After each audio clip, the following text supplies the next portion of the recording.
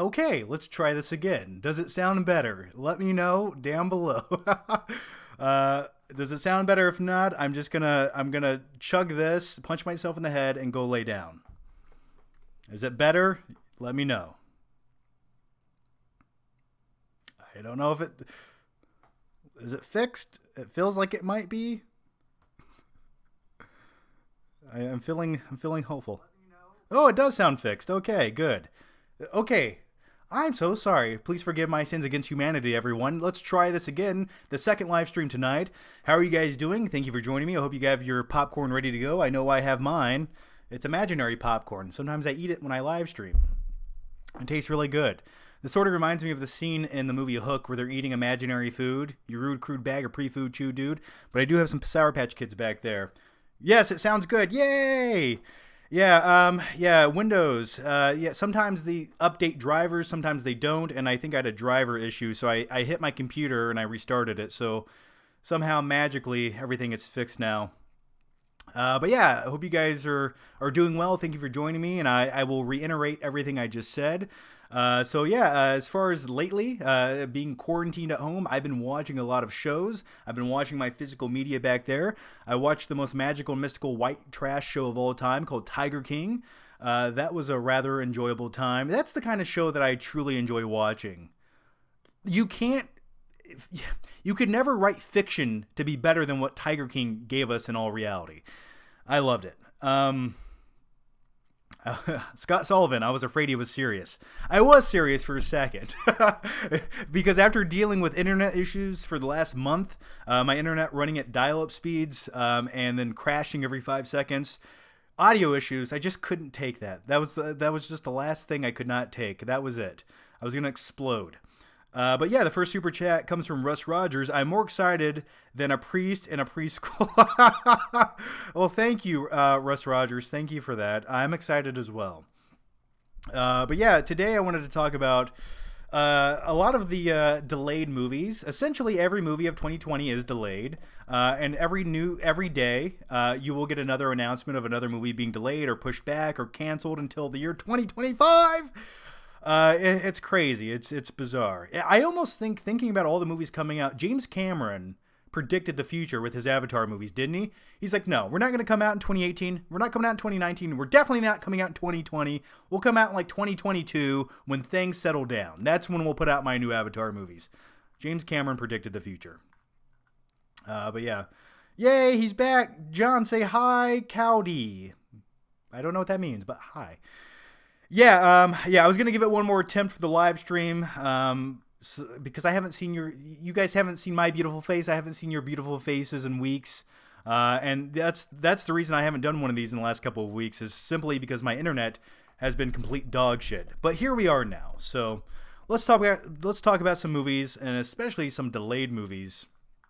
And I have a whole list here, a very long, extensive list of movies that I want to dive into. Let's just start out. What is the month right now? We're in early April. Yeah.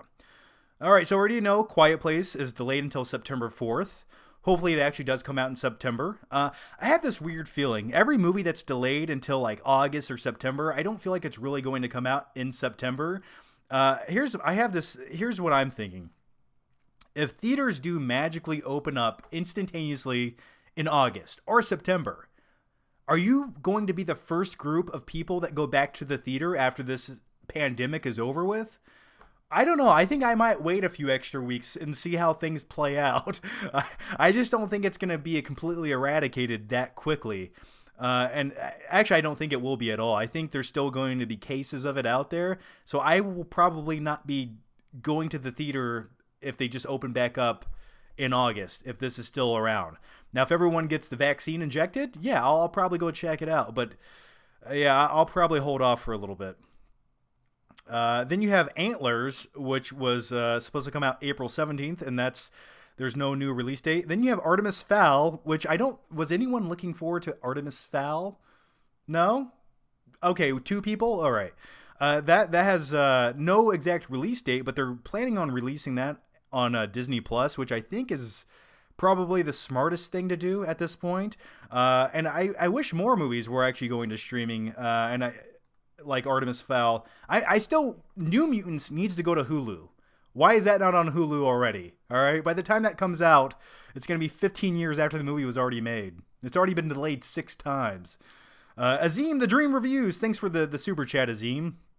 Hey, John, do you think celebs watch reviews like you are Stuckman? If so, name 5 celebs you want to sub to you.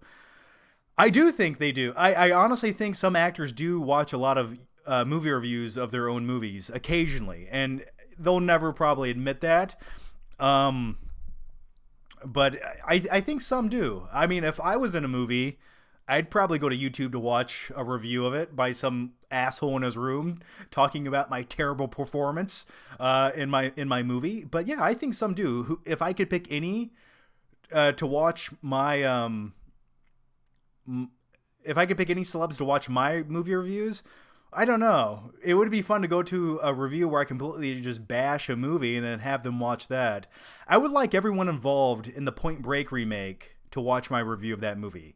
Or my Fantastic Four stick movie review. If everyone involved could watch that as well. Because I just screamed the entire review. Guy at the Movies.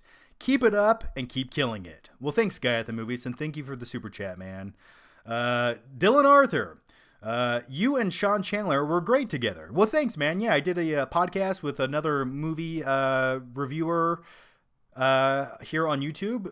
I did his podcast a few days ago. That was really fun, so thank you for that. I appreciate that. Night King 01, thanks for the super chat. I pray that I still get to go see Tenet in IMAX. You might get to go see it in IMAX. I just wouldn't count on it being anytime soon. I think Tenet might be pushed back until December, but I'm going to dive into all the upcoming movies right now, actually. Yeah, I was thrown off my game a little bit earlier. When my audio wasn't working, it just really pissed me off. I was like, what now? What can it possibly be now? David Dillon, Alien or Aliens? Pick one. I prefer Aliens. For me, it's just a more enjoyable, rewatchable film where you can just lay back on a rainy day and eat some popcorn and watch Ripley kill some xenomorphs. It has Bill Paxton in it. Directed by James Cameron. I love everything about it. Get away from her, you bitch. Hi, I am We Todd Did, the craziest name I've ever read here on YouTube. Thanks for the super chat. What up, John? Favorite exercise besides bicep curls? Exercises, I like to do a lot of shoulders. And by the way, I actually built a home gym over the course of the last 2 weeks. That's what I've been doing. That was my new project.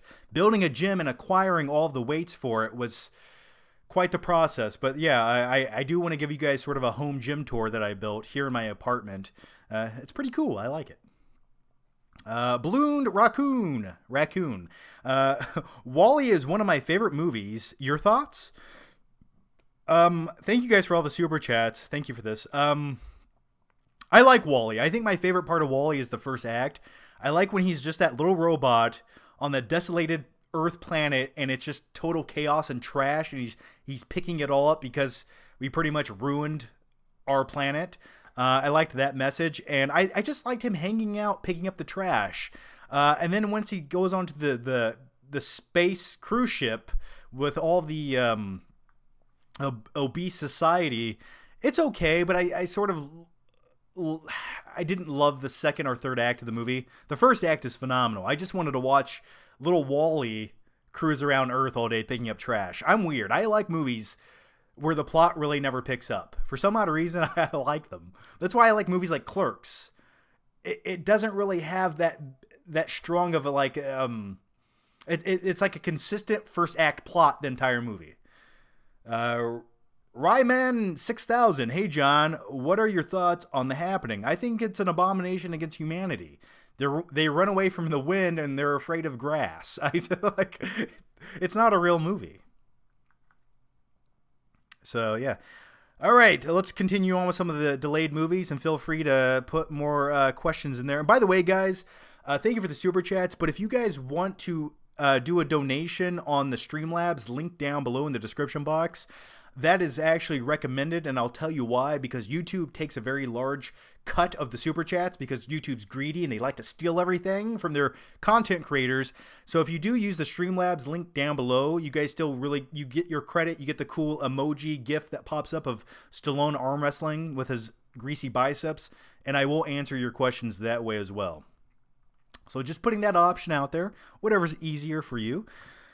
All right, let's continue on with some of these delayed movies here.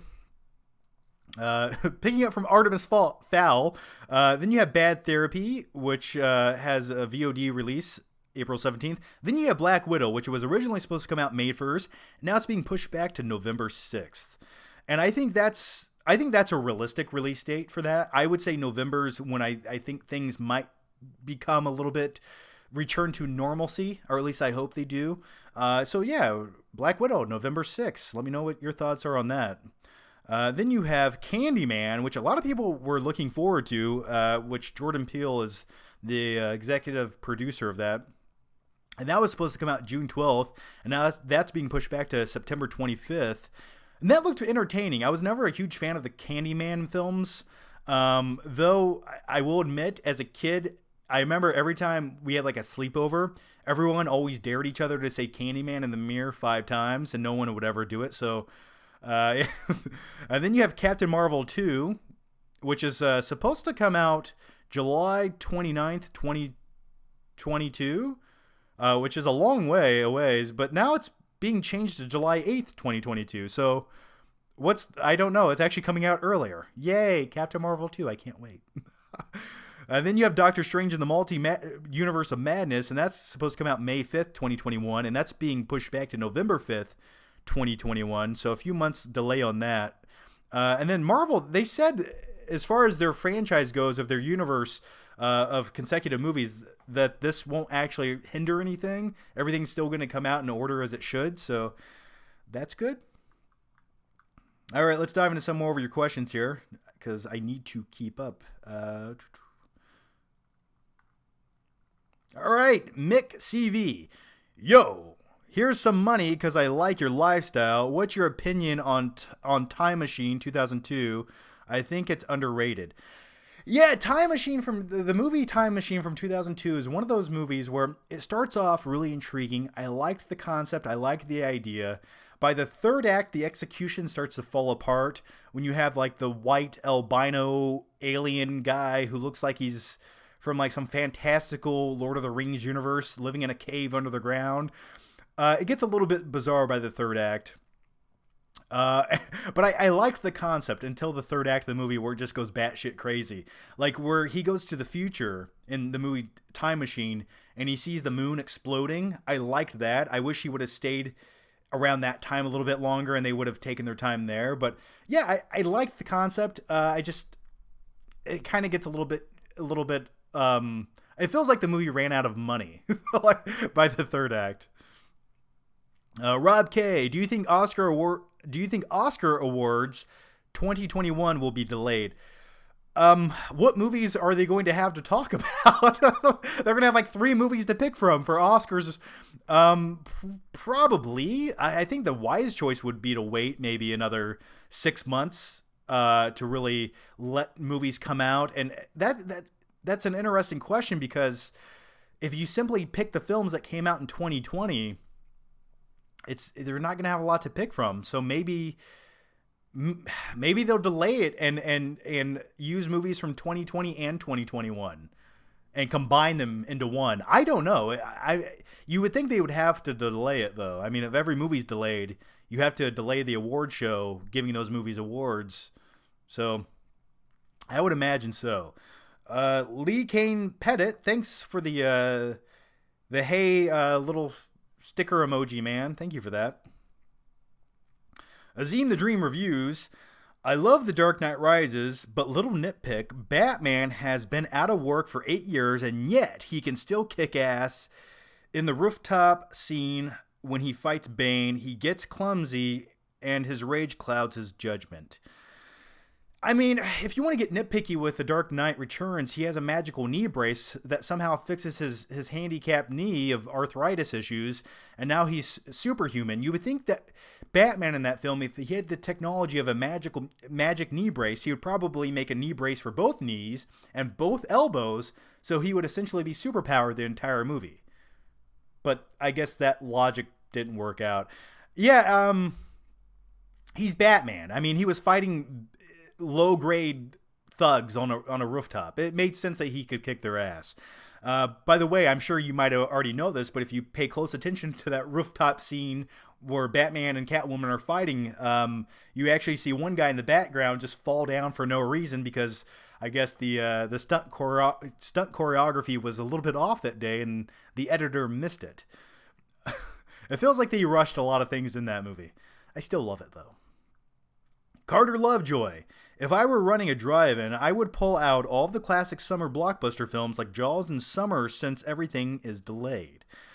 Yeah, absolutely. That's the big trend right now. There's a lot of drive-ins opening right now and showing movies that are maybe a month or two old or some classic films. The thing is, with showing classic films, though, you do have to obtain the rights to do that. You do have to pay the studio if you're having a public screening of an old film and making money. But absolutely, I think that's the new trend right now, and I would like to see more of that. If drive-ins opened up right now, you could showcase some newer movies, or at least classic movies like you mentioned. I would love to go to a drive-in and sit in the sanctity of my car away from the unwashed masses, and definitely keep your windows rolled up. Please do that, and take your own snacks. But yeah, I think that's a cool thing, and I would like to see more of that. So maybe drive-ins will make a comeback. I would like to see that. But yeah, you still have to pay the studios the rights to use films, even if they're classic films. Yeah, I would like to know what you guys think about drive-ins, though. Would you like to see a resurgence of drive-ins open back up? I have not been to a drive-in movie since maybe 1999. It's been a long time, but I would like to go back. My biggest issue with drive-in movies was always the crappy little speaker you had to hang on your window. It was like this speaker from 1955 that sounded like someone screaming through a tin can. It just ruined the immersive experience of the drive-in. And plus, before you go to a drive-in movie, you have to make sure to clean your windshield really good at like a gas station before you go if you have bugs on it. You can't really enjoy like the newest, best movie out if you have dead bugs inhibiting your vision.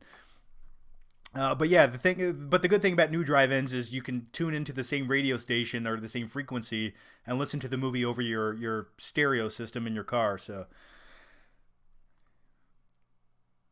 Sky Moore, the thing I'm most annoyed about being delayed is my love life. Also, don't skip David Dillon's super chat. I won't, and I will get to David Dillon's super chat absolutely.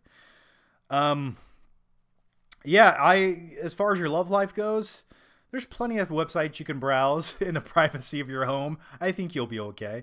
JD Bomb, hi John, I was looking forward to Spiral.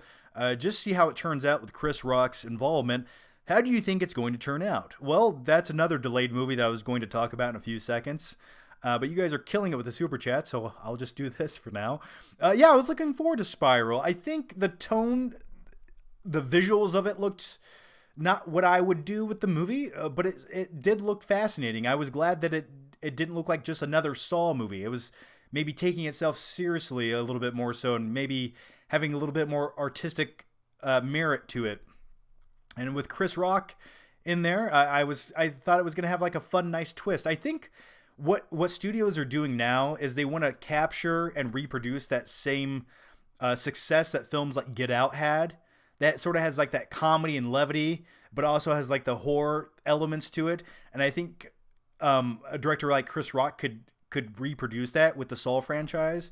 So I was looking forward to it, but it is delayed, and we will talk about that in just one second. All right. Keep going here. David Dillon, thanks for the super chat. Which is worse, Spectre or Quantum of Solace? Oh, Quantum of Solace by far. Oh, that's not even a real movie. If that was just a generic action movie put on Netflix at 3 o'clock in the morning, I would think, oh, this is really boring. I did think it had some interesting subplots to it, like controlling the water, and there was like an oil subplot, which did make sense, but I don't think it was told in the most intriguing way. It just didn't feel like a James Bond movie, and it was one of those. It was during that movie was being made during the writers' strike of 2007-8, and that's why that film is like an hour and 28 minutes long, and it feels like it was just made up as they went because it essentially was. Sky Moore. We already answered that. All right.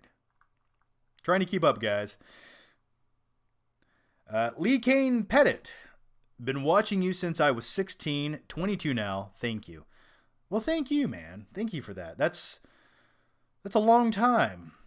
It's like 5-6 years. I'm not a mathematician, but yeah, that's a long time. Thanks for that. I appreciate it. It always baffles my brain. It's sort of like a lot of people tell me they've been watching me since like 2010 when they were like 12 years old, and now it's a decade later, and you're like 20 years old. So we sort of grew up together, and I'd like to think deep down inside I helped to influence your life just a little bit. But I probably influenced it for the worse. So for that, I take the credit. Jeffrey Simpkins, thanks for the super chat, man. Thank you for that.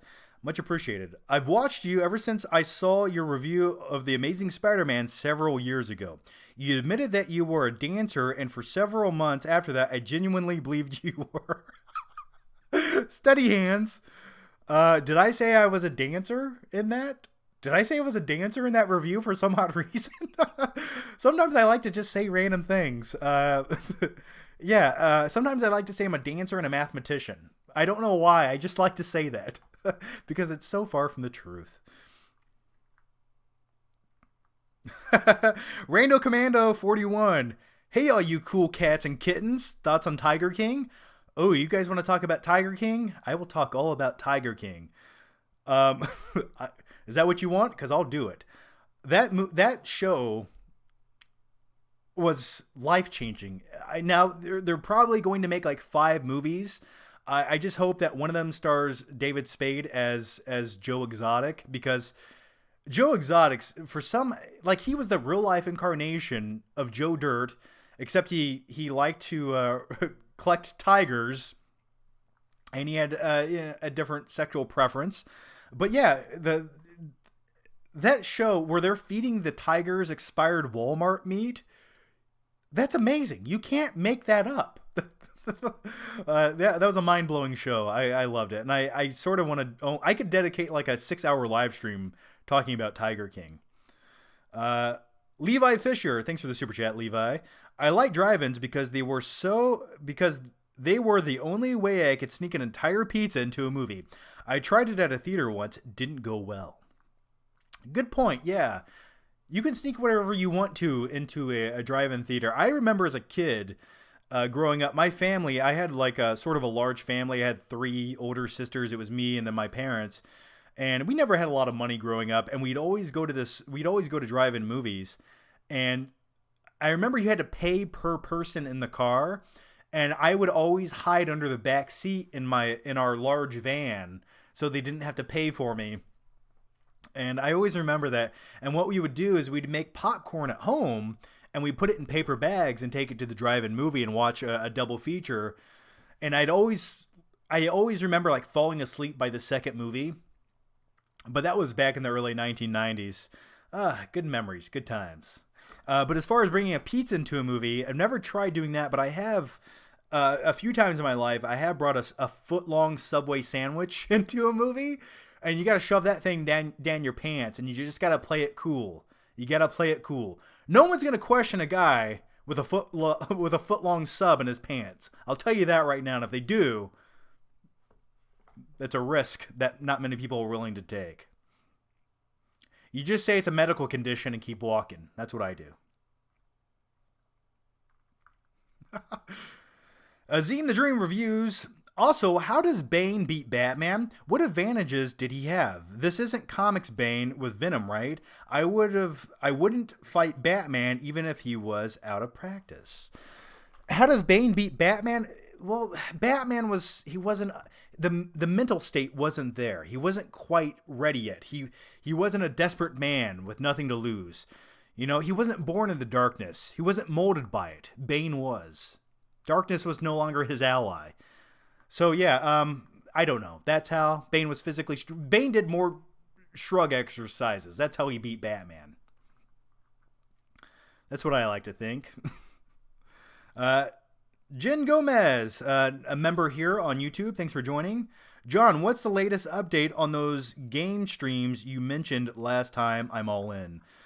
Yeah, and thank you guys for all the YouTube members who have joined me. I do appreciate it, so thank you guys. And I will do my best to keep up with all of your questions as well. As far as the game streams, I'm just too stupid to figure it out. I think if I plug my SNES Classic, Super SNES Classic, into my streaming device, it should work, and then I can use my webcam instead of my good camera. I think that'll work. So yeah, I'm not opposed to doing like a game stream here. Essentially, I would just be playing classic Super Nintendo games as you guys watch, and I can answer questions. I just want to play Zombies Ate My Neighbors in front of you guys. And if that's what you want, I can do it for you. So it's definitely a possibility. And with the way things are going now with quarantine, we're going to have a lot of downtime for many, many months. So yeah, a lot of things can happen, and I do want to try it out because that's a game stream is something I've wanted to do for a long time. All right. Trying to go through your questions here so I don't miss anything.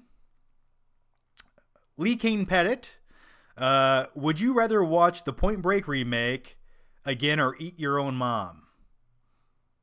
Put a little barbecue sauce on mommy? That sounds way more appetizing than watching the Point Break remake. Never again. I like the questions that you choose to ask for. Who am I to judge, though, right? All right, let's dive into some more questions here. Claudio Rogajon, you should play a horror game like Outlast. A horror game, yeah.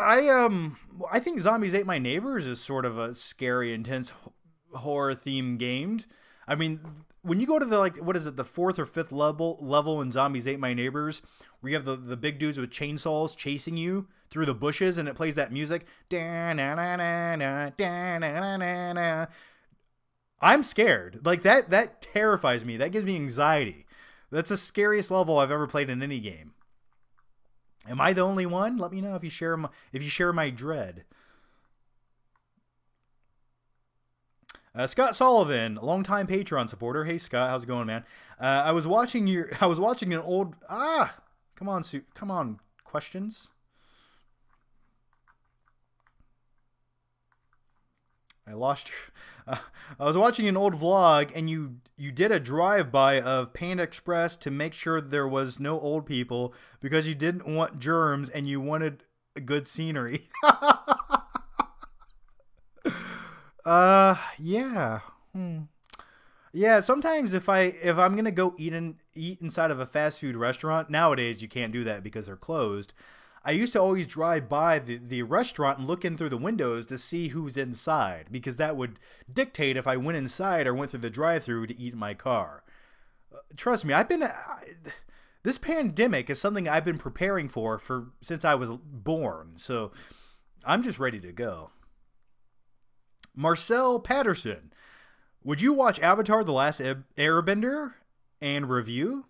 Probably not. What can I add to that? I would just say the movie's bad. Don't watch it. I have nothing new to add to that conversation. And plus, I'd have to watch it again. Ugh. Off the cuff reviews. Hey John, just dropping by to show some love. Well, thanks, Off the Cuff reviews, man, and thank you for that. And thanks for dropping by. Hope you're doing well, and I hope you're all doing well. All right, I want to continue talking about these delayed movies because there's a lot of interesting ones, and we'll still talk about the questions here as you guys have them pop up here. Then, as you guys all know, Fast 9 was delayed. It was supposed to come out May 22nd, 2020. Actually, it was supposed to come out April, right? I don't know. And now it's being delayed until April 2nd, 2021. Then you have Ghostbusters Afterlife, and Sony announced this last week. A lot of their movies are being delayed. Ghostbusters Afterlife, if you were looking forward to it, I sort of was supposed to come out July 10th, 2020. Now it's delayed until March 5th, 2021. The one that really blew my melon open, though, was Indiana Jones 5 was supposed to come out July 9th, 2021, and now it's delayed an entire year to July 29th, 2022. That's too long. That's 2 years away. Harrison Ford, by the time this movie comes out, will be like 97 years old. Actually, I think he's going to be 80. I think he'll be about 80 years old. And I just don't see 80-year-old Harrison Ford going to do like press and interviews for the new Indiana Jones movie. That's too long of a delay. And the reason I think they're delaying it is because it's a production issue. It's not just, oh, hey, we're going to delay it. It's they can't film the movie until things pick up. So that to me is really disappointing. That's a movie I wanted to see for a long time. And just 2 years. I don't know. I don't know if I'm that patient. Azim the Dreamer reviews. If you could make your own Jurassic Park trilogy out of the 5+ movies, short films we have, how would you do it? Highly recommend you check out the short battle at Big Rock. You'll like it more than Jurassic World and Fallen Kingdom. I'd probably like any fan-made film more than Fallen Kingdom. I don't think that would be hard to do. If you just had 2 little plastic dinosaurs fighting in front of a green screen and then you throw them into a bathtub, I would probably like that more than Fallen Kingdom. But yeah, if I don't know how to answer your question. I don't know. I haven't seen all 5 of those fan films to put them together. I did see one a while back, a fan film. I don't know what it was called, but it was pretty well done. I thought the effects looked cool. I thought the cinematography was good, but I don't remember what it's called. That was probably like a year ago. Speaking of that, would you like to see something relating to dinosaurs? Let me know. Does that sound like a scary question? Yeah, I'll show you something really cool relating to dinosaurs. Let me know if you want to see it, and give the live stream a thumbs up, because it does help the stupid YouTube algorithm, and it's much appreciated. 2021 is so packed. Yeah, that's the crazy thing. With everything being delayed in 2021, it's going to be like a brand new movie every day. Every day you're going to have a blockbuster movie coming out in 2021. It's going to be a great year for movies, even though 2020 was one of the worst years for movies. Darian Taylor, have you seen Taboo with Tom Hardy? Also, I'm a big fan. I have not seen Taboo with Tom Hardy. Is that an older film? Is that like an indie film? Yeah, I don't think I've seen Taboo with Tom Hardy. Lee Kane Pettit. Sorry I can't donate too much. I got laid off here in the UK recently, but you have helped me through so many times. Favorite foreign film? Well, hey man, thanks. You don't have to do anything. All I ask is you guys watch my videos, look at my stupid face, and maybe give the video a like. That's all I ask. That's all you have to do. So thank you for that, and good luck with everything, man. But as far as favorite foreign film, honestly, right now, I'd have to say my favorite foreign film is probably Parasite, and right behind that, my original answer to that was always Oldboy, the original, not the remake with Josh Brolin. Yeah, I'd probably go with Parasite as my favorite foreign film right now, and both South Korean films. Yeah, South Korean directors know how to direct the shit out of a movie, don't they? Alex Guzman, can someone come take me away from my wife? Yeah, you just leave. You know what you could do? You could fake like you have something and then quarantine yourself in your room and tell her not to come near you. That's what you have to do. That's what I would do. All right, let's dive into some more of these delayed movies. Jungle Cruise. Did anyone care about Jungle Cruise? Anyway, it was delayed a year. And then you have Morbius, which was supposed to come out this summer, July 31st, 2020, and that's delayed until March 19th, 2021. So like almost a year, like 9-month delay. For me, I wasn't really looking forward to Morbius. I thought it looked sort of like a generic movie from like 2001. Some people were looking forward to it. For me, I thought it looked bad. It's this whole new thing that Sony's doing. They're trying desperately to capture the box office success that the Venom movie did, and they're establishing this whole new universe of comic book movies based on the villains, which is cool. I think that's a good idea, but I just wish it's Sony, so it's probably a hit or miss, and most likely a miss.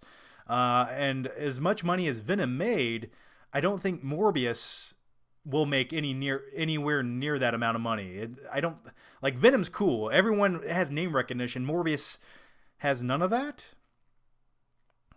So yeah. Then you had Mulan, which has been talked about, but quite often. But that was supposed to come out this March, and that's delayed until July 24th, 2020, this summer. I have a feeling Mulan is not coming out July 24th this summer. I have a strong feeling that it's probably not going to come out that soon. I think that'll be delayed again. And if they have to delay it again, just put it on Disney Plus. Put it on Disney Plus, right? Think about all the subscribers you'll get. People will pay to go see it. They'll have more subscriptions. I honestly think they'll make more money with that. As long as everyone doesn't pirate the movie, I would get a Disney Plus account to watch Mulan. No, I wouldn't. That's a lie. I already have Disney Plus, but I would probably watch it. No Time to Die, which was supposed to come out April 10th, and now that's delayed until November 25th. That was one of my biggest letdowns of the delayed movies. I was really looking forward to that. I thought they were going to finally make a really good James Bond movie again, because the last few I wasn't that big of a fan of. I didn't really like the Sam Mendes James Bond movies. For me, something about them just like that vitality that Casino Royale had. Not to say they're bad, but they kind of made me tired when I watched them, especially the newest James Bond film. So yeah, let's dive in a few super chats here real quick. Darian Taylor. Taboo is a show on FX that Tom Hardy created and stars in. Ah, interesting. I didn't know anything about that. I didn't know Tom Hardy was doing TV shows. Huh. I'll have to look into that. Azim the Dream Reviews. Killing it with the super chats, Azim. Jeez, man. But thanks. Yes, show us something related to dinos. I also meant, out of the 5 Jurassic Park movies existing, which 3 would you pick to make a trilogy out of? And this could include the short film Battle at Big Rock. Well, thank you for clarifying that. Sometimes when I read these messages so quickly, my brain is like mush that leaks out of my ear, and I can't comprehend them that quickly. So thank you for clarifying your question. If I had to pick 3, definitely Jurassic Park 1, 2, and as much as Jurassic Park 3 was terrible, I'd probably just pick the first 3 because the newest ones, Jurassic Park, whatever the Chris Pratt one was called, Jurassic World. Yes, sorry, I just don't like those movies. I kind of hate everything about them. I think the characters are one note. Everything falls flat. That charisma is lacking, and even the color timing of the new Jurassic World movies, they don't look good to me. They look too blue and flat and digital. They don't have like that warmth that the original movies had. Night King 01, just rewatched Tombstone. Thoughts on it? Yeah, Tombstone was always a really good Western movie. I haven't watched it in a long time. But I always really enjoyed like Unforgiven, maybe a little bit more than Tombstone.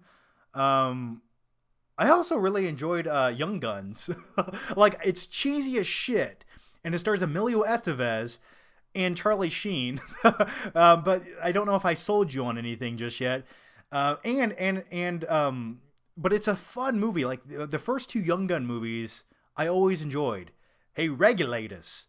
I really enjoyed those movies. I just remember growing up watching them, and they're just like fun, fluff Western movies.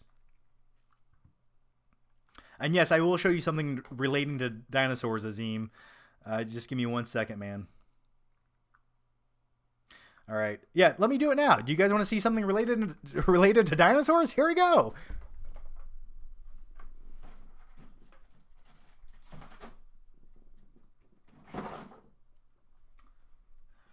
So I do have all the pieces, but the legs fell off. This is a Lego T-Rex from the Jurassic Park movies. It's pretty cool.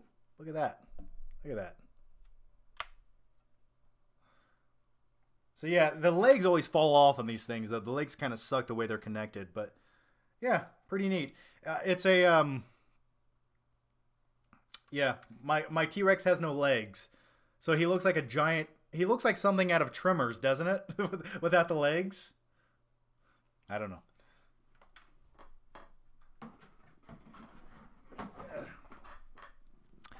So that's what I had to show you.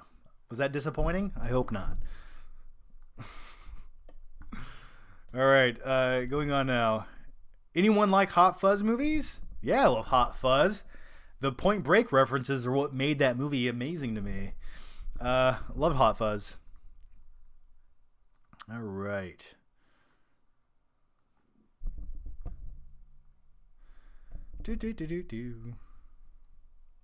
All right, trying to find. All right, Dan Peters, thank you for the Streamlabs donation, Dan. And that way YouTube doesn't steal a very large portion of it. What are your thoughts on movie theaters that also serve real meals like Alamo Drafthouse? Also, what can theaters do to survive the ordeal? What can they do to improve the overall experience of going to the movie? Thank you for the question. That's a loaded question, Dan. So yeah, to answer Dan's question here, as far as theaters that serve hot meals, I've been to a few of those. Sometimes I like it, sometimes I don't. It just really depends, because there's going to be a lot of interruptions in those types of theaters, and the staff do their best to be quiet. But I still, if I'm watching a really good movie, I don't want to smell the guy's pork chops beside me eating. Like I don't want to hear him eating and chewing his food if I'm trying to watch the movie. So it just really depends. And the other thing about those theaters, sometimes it's a little too dark, and I don't like to eat food when it's too dark. It's just a weird pet peeve of mine, but I like to see a fully lit meal in front of me. That way I know what I'm eating. Yeah, I think it's cool. It just depends on what type of movie it is, and also who else is in the theater. What can movies do to improve their overall experience?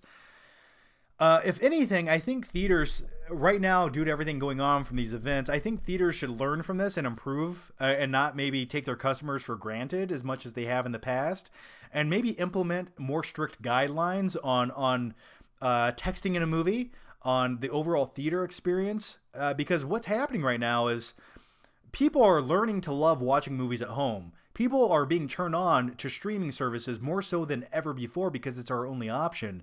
So that loyalty that theaters had of customers is going to dwindle. So to entice people to come back to their movie theater and pay their overpriced ticket prices to watch movies, you're going to have to eliminate the people that text in movies and talk in movies. And I honestly think every theater should be staffed with at least one person to regulate the people in the theater. So if someone's texting or talking, they handle the situation. And I think there should be, what's the word I'm looking for? Zero tolerance. If you text, you're out. You're out of the movie. And that's what some theaters do, like Alamo Drafthouse.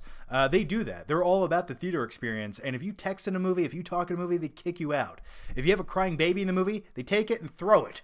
They don't do that, but they do kick it out.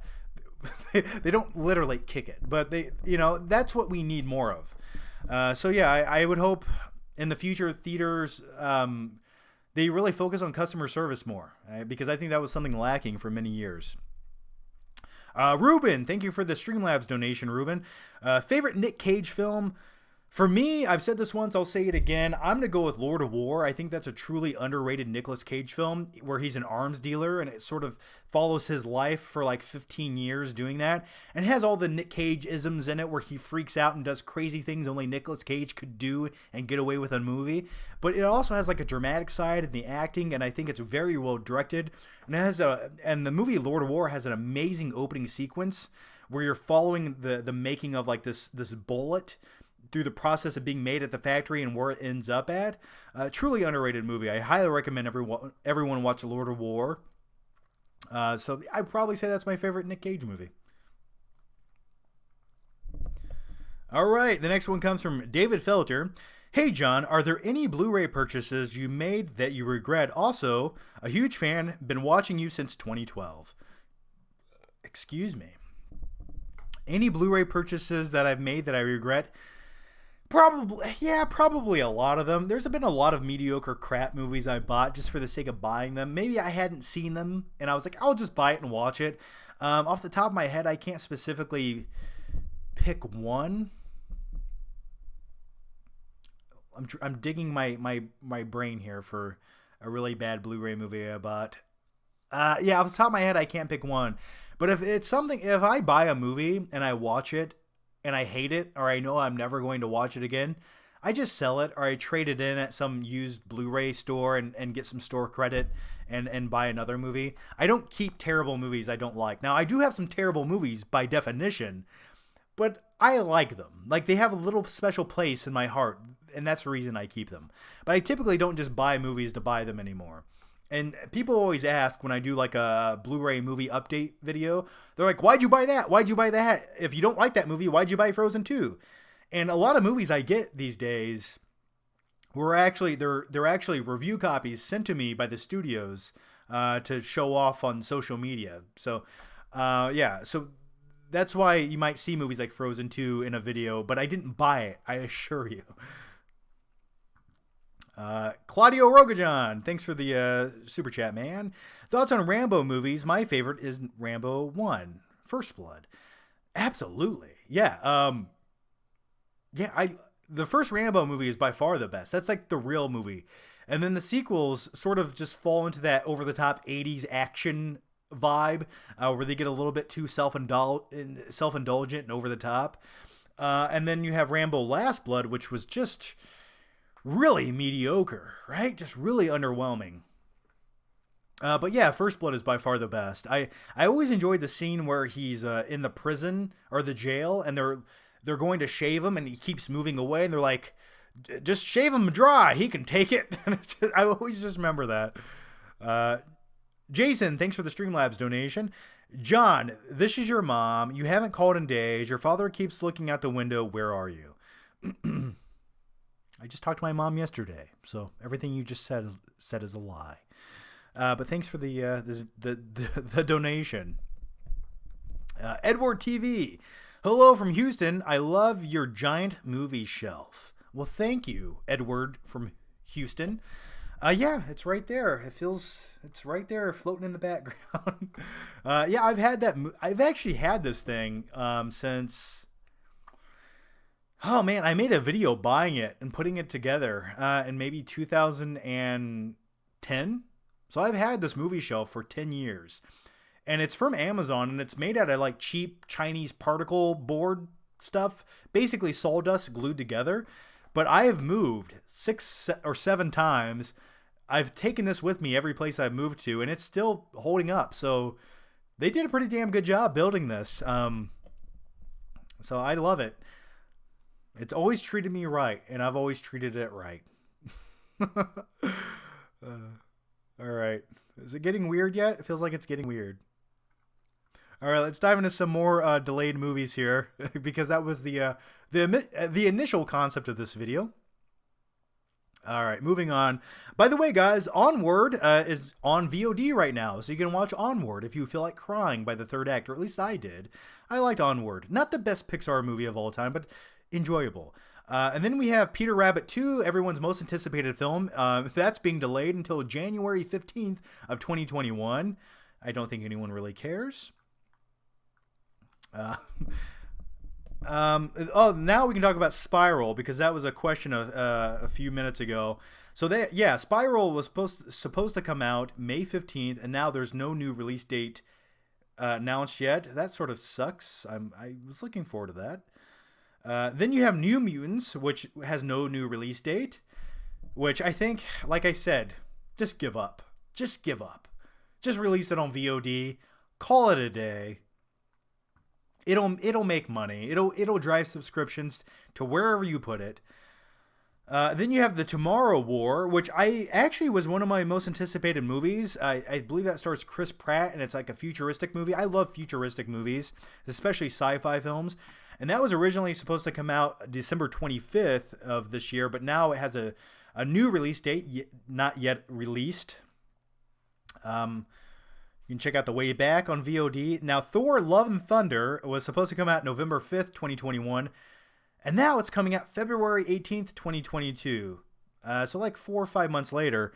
And that's quite a delay. But I guess it makes sense to co-align with production. See, the reason all these movies are being pushed back even further is because they're still in post-production or production, and they can't quite finish filming the movie. So, and then you have Top Gun Maverick, which was highly anticipated.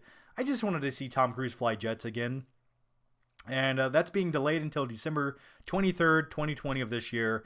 Hopefully it comes out. And I have a feeling that other films like the movie Tenet will probably be pushed back to December if it hasn't already. I don't think it's been officially announced yet, Tenet being pushed back. But I have a feeling that will probably hit December. I can't see it coming out sooner than that. And then you have Wonder Woman 84, and that was going to come out June 5th, 2020. And now it's delayed until August 14th, 2020. And I'm willing to bet it might get delayed again. I think August is the soonest that you can possibly release any new movies and have people show up to watch it. But even so, I think August might be a little bit too soon. With everything going on now, it could be too soon. I don't know. People are freaking out. People are crazy out there. Mustache Reviews, thanks for the super chat. What do you want to see from Cobra Kai Season 3? Well, I have a good feeling that Elizabeth Shue's character will return as the love interest. Maybe she hooks up with Johnny and they live happily ever after. I would like to see that go down. Some more over-the-top, intense fight scenes with 80s music playing in the background. I would like to see that. If you just give me those simple things, I'll be happy. Night King 01. Stallone is huge in something. He really wanted to be Arnold. Oh, yeah. Stallone got huge in the mid-1980s, man. He was juicing pretty hard, and he was rubbing that baby oil on every 5 seconds he could get it. Yeah, you're right. I think he did want to be the next Arnold. But Stallone, for me, Stallone was Stallone and Arnold was Arnold. You know, I wouldn't... They did exactly what they both should have done, right? Jason, thanks for the Streamlabs donation. What is the last movie you watched? Mine was The Current War. The last movie I watched something really stupid the other day on Netflix. And now I can't remember what I watched. Man. I don't remember. My memory is fading into obscurity. I have a huge stack of movies right here. I feel like I watched one of them. Man, I don't remember the last... I've been watching so many TV shows. It's hard for me to keep up. Like, I watched the entire third season of Ozark. It was good. I had some issues with some of the episodes. I thought they wasted a few episodes on a character where I was like, why are we doing this? It just felt like filler. And I'm watching the new season of Better Call Saul.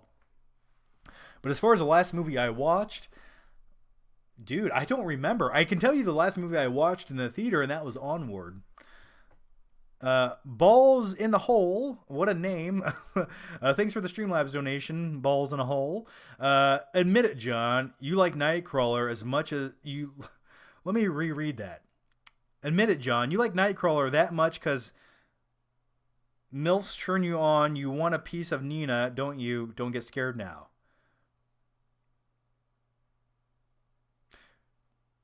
And next time, when I ask you to do the things in your apartment, I want you to do them. Sure, I guess. Renee Russo, sure. She's actually the wife of the director of Nightcrawler. A little fun flick fact for you. The name of the company is Video Production News, a professional news gathering service. That is how it should be read, and that is how it should be said.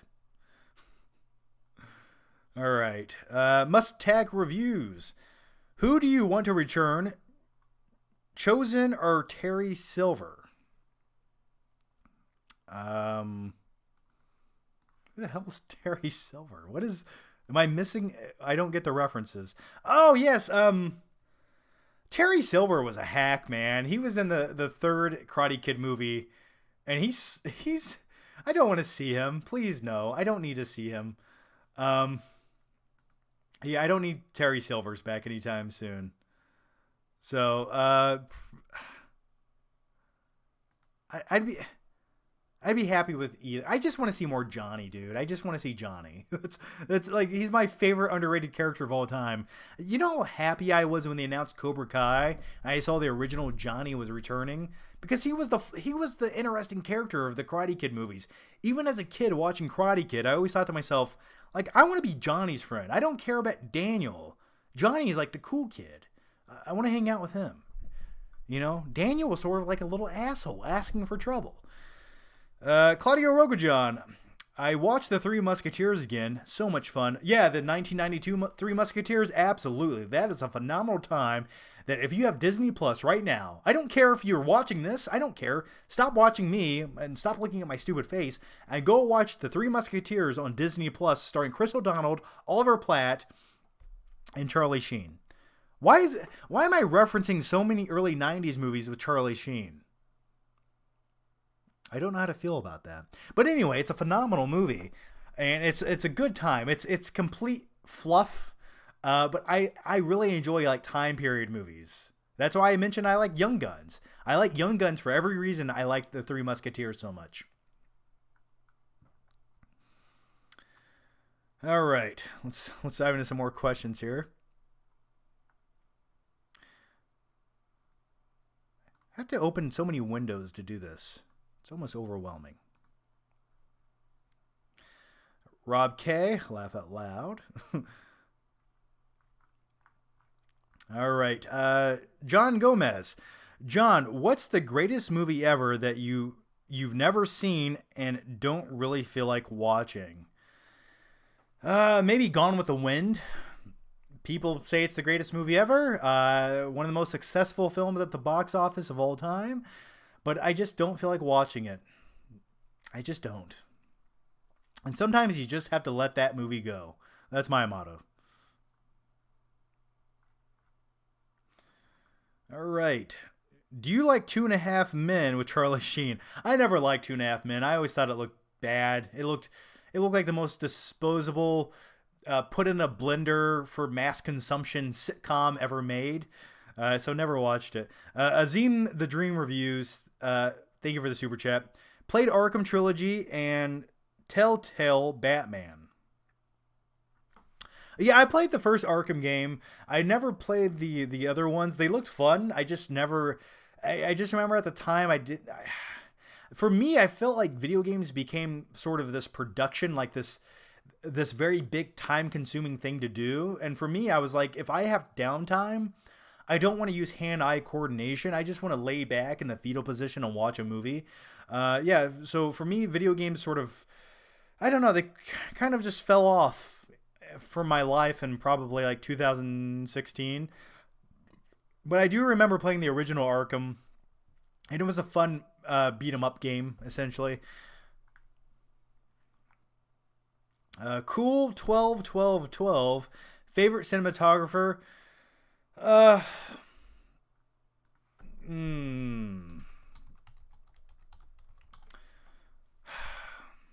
That's a tough one.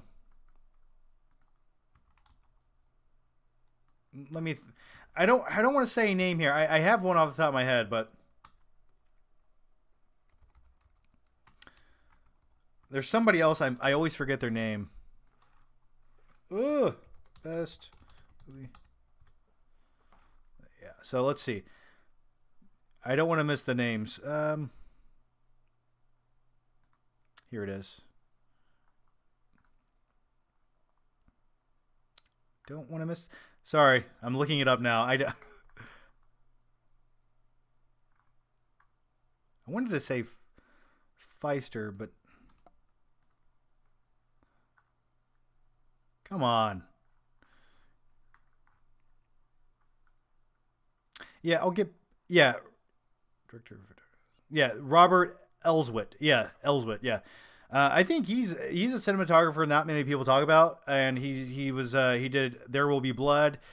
He was part of Nightcrawler for cinematography. He did Punch Drunk Love, Good Night, and did a few other movies here. But yeah, I always think he's a super underrated cinematographer. And oh, you know what? It all works out in the end. That's the last movie I watched. There Will Be Blood. I watched it on Netflix the other night. Boston in a basket. Bastard in a basket. Drainage. Yeah, that is the last movie I watched on Netflix. I knew it would escape my mind. Even when I was watching it, I was like, someone's going to ask me the last movie I watched, and I will forget. All right.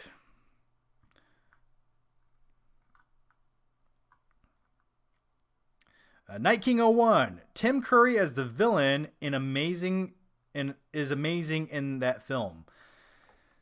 Yes. What movie are we talking about? Oh, Tim Curry. Yes. Sorry. Three Musketeers. Yes, he plays the not the Pope, but the priest or whatever. The deacon or whatever he plays in the Three Musketeers. Yes, absolutely. Tim Curry was amazing. The 90s had some great villains. Like, you had, like another movie no one ever talks about, Robin Hood, Prince of Thieves. Robin of Locksley. Great villainous role in that movie. Why a spoon, cousin? Because it'll hurt more, you twit. Yeah, I love it. Also the same villain in the original Die Hard movie. But not Tim Curry. It's, why do I always forget his name?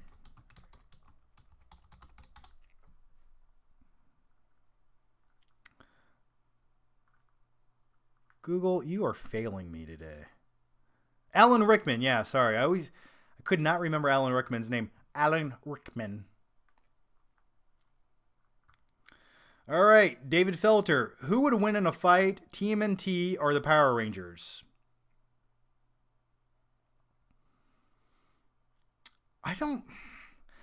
Probably the Power Rangers, because I'm not a big fan, but they have they could do their Megazord, Superzord thing and have a giant robot pop out and shoot lasers. Probably the Power Rangers, because I don't think that Teenage Mutant Ninja Turtles can compete with a giant robot. So probably the Power Rangers, but I like the Teenage Mutant Ninja Turtles way more. Thoughts on WrestleMania? That's a good question. We can talk about WrestleMania if you want, but let me answer a few more of these questions because I have a lot to say. Can you narrow? I didn't like WrestleMania. I know they did what they had to do with an empty audience and shooting it in essentially a gymnasium known as the Performance Center. I think they did what they could. For me, it's just not the same. It's just one of those things where watching wrestling without a live audience is sort of like watching the Avengers movies without CG. Like, you kind of get the idea. There's entertainment value to be had, but it's not as great as it should be. Lee Kane Pettit, how messed up is your sleeping schedule? 4 a.m. here. Yeah, sometimes I look at the clock and it's 6 o'clock in the morning and I'm like, what's happening? But then I think to myself, I comfort myself with the thought, well, it doesn't matter. You have nowhere to be. It's fine. Take comfort in that. So now's the time to be lazy. We've all been preparing. This is what everyone's wanted their whole life, an excuse to be lazy and stay at home. And now we have it. You can stay at home and eat frozen pizza, and no one can judge you for it.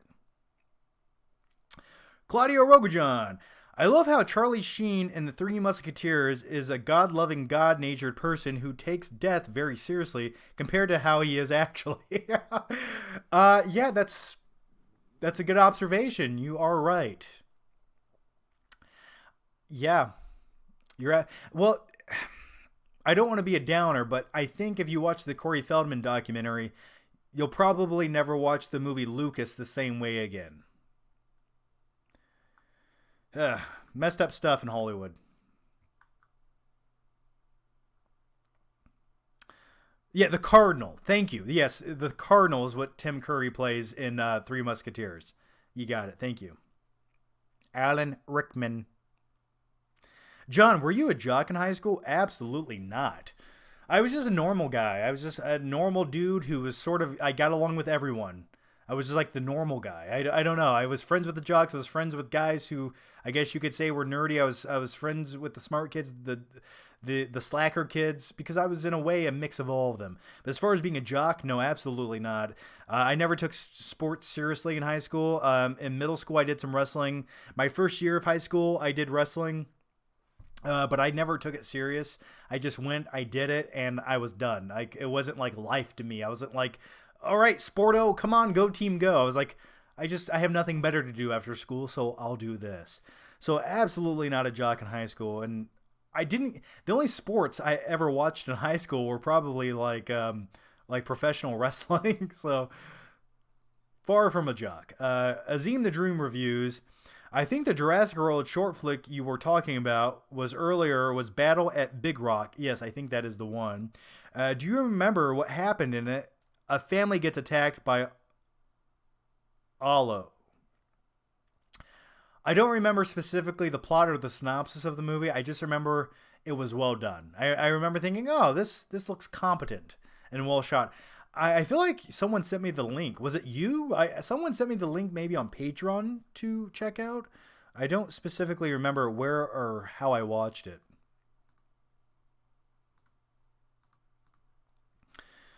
All right, Jason, thanks for the Streamlabs donation. Hey, John, you said you I'm sorry. I don't understand. Hey, John, you said you liked rice. Plain, or do you put something on it? Rice aroni? When ordering at Chipotle, brown or white, thank you for this information. It's helpful to me. I am an alien. Yeah, I thought that was an odd question. But if that's what you want to know, I can answer it for you. Yeah, I typically, it just depends. I think brown rice has a little more flavor. But nowadays I usually get white rice. I typically get white rice, but sometimes I get brown rice. Either one, whatever tickles your fancy. I think one is a little less carb loaded. I think one has like less carb in it. Like brown rice has more wheat or something. I don't remember. I remember looking up the difference one day. I just remember brown rice was slightly better for you than white rice. But either one. It just depends what kind of mood. That's what we're talking about. Rice now. Welcome to the Flick Pick Live show. Lee Kane Pettit. How do I become a YouTube member? Yeah, if you want to become a member, and it's much appreciated. All you do is under the video right now is you click join. You click the join button, and you can pick which membership you want to join. So yeah, if you become a member, you get cool emojis, and also if you're a member, what happens is if you go to the community tab on my YouTube channel, it's where I post like special vlog videos. I don't post anywhere else. I post like mini flip trip videos or mini vlog videos. So you'll get links to watch those. And also if you become a member on the one perk, you can also listen to my podcasts. Or you can listen to it on Patreon. Either one. So yeah, that's how you become a member. Just click that join button under the video. Ryman6000. Say hi to my girlfriend, Kara, your favorite Mortal Kombat character. Well, hi, Kara. My favorite Mortal Kombat character, probably Scorpion, actually. Scorpion or Sub-Zero as a kid. I always liked Noob Sabat. Or some people call it Noob Saibot. I call it Noob Sabat. I don't care. Don't correct me if I'm wrong. I always thought he was a really cool character. Also, Cabal. Cabal, if you're going to play Mortal Kombat 3, always pick Cabal. He's the most overpowered character in the entire game. I think they corrected the issue in Mortal Kombat 4 or after that, but yeah, pick Cabal. Just pisses me off every time. Spencer Drake. I recently binged an old Flick Trip videos. Absolutely gold. Oh man. Well, thank you for that. Yeah, there's some gold in the old Flick Trip videos. If you just go through the playlist and watch all, I don't know how many Flick Trip videos there are. Probably 60, maybe more. There's some things I've done in my past that I forgot about. And sometimes on a rainy night, I watch some of those older videos, and it makes me laugh. Not to sound too self-indulgent, but there is some good shit in those old Flick Trip videos. Kevin Hernandez. John, we got no time to die. Oh, we got plenty of time to die. We're all stuck at home. If you go outside, you might die. So stay inside and be safe.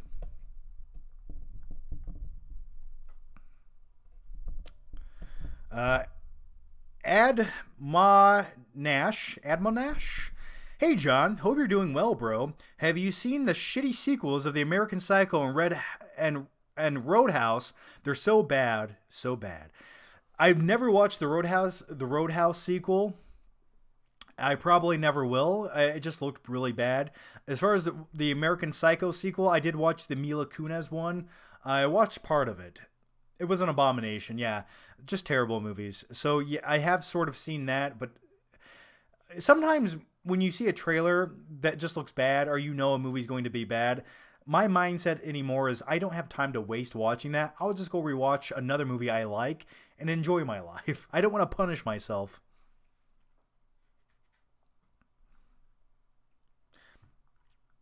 Oh, and earlier someone asked my favorite cinematographer.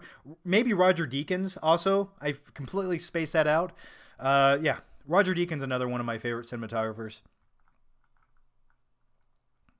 Dan Peters, thanks for the Streamlabs donation. Do you have any documentary recommendations besides Tiger King? Yeah, I do, actually. There's a documentary called American Movie, and it's about this, and if you like Tiger King, I guarantee you will like this documentary. It's about this guy in the late 1990s trying to make his really shitty movie, and he has no budget. He lives in the middle of nowhere, and it's hilarious.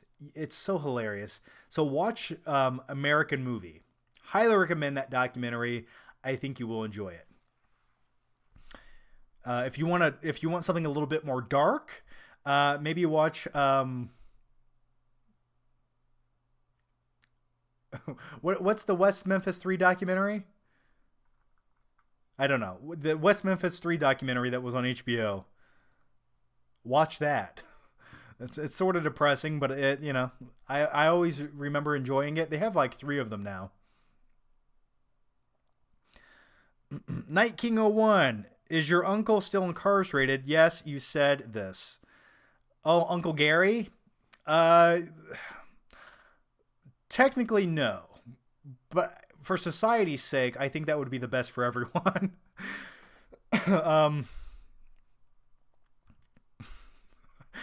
I like the things that you guys remember. Thank you for that. Yeah, have you guys seen American Movie? Yeah, you should definitely watch it.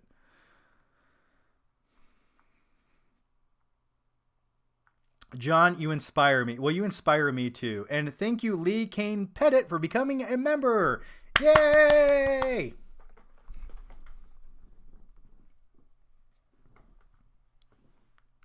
They should make a Flick Trip TV show. I would watch it.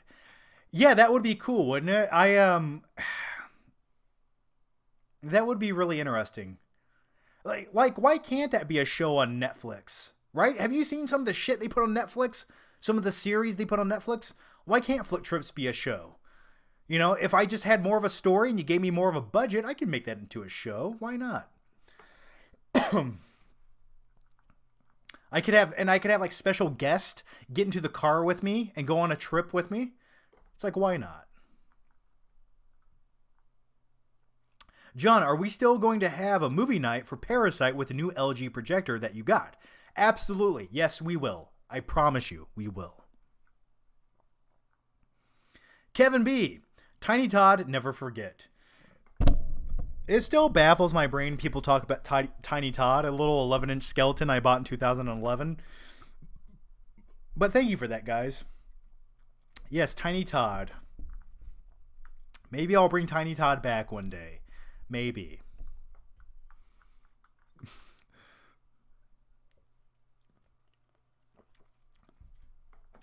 All right. Rob K. American Movie is great. Those guys are real people. No acting there. Yeah, the crazy thing is they are real people. Now, maybe they slightly embellish things a little bit, but usually it's perfection. Please go watch American Movie, everyone. If you like movies, if you like independent movies, and you like to laugh your ass off, go watch American Movie.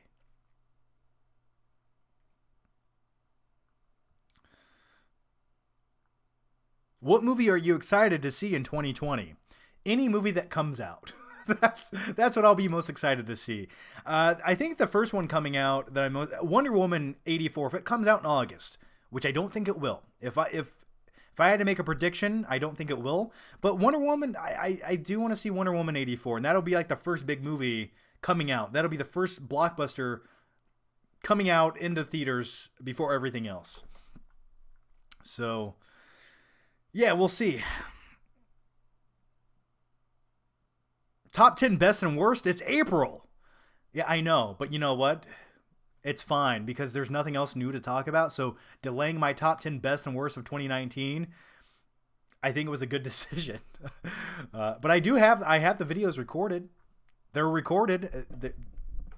I'll put them out when I edit them. What's the rush? We're all stuck at home. We have time.